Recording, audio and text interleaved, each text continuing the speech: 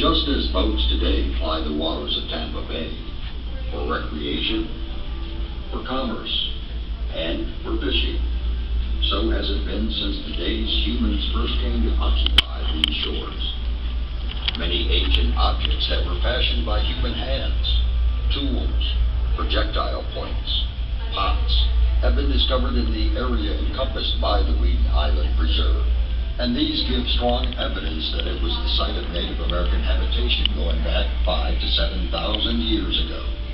And at the dawn of the 21st century, a dugout canoe belonging to an ancient local Native American culture was found by a Pinellas County resident as he strolled along the Weedon Island Preserve shoreline.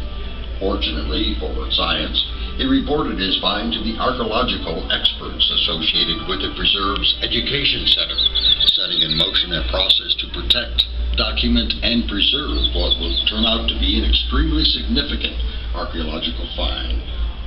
In 2007, a team of archaeologists, students, and volunteers set out to perform an initial one-day exploratory investigation of the artifact. A slow and careful process of removing the shoreline mud revealed what the team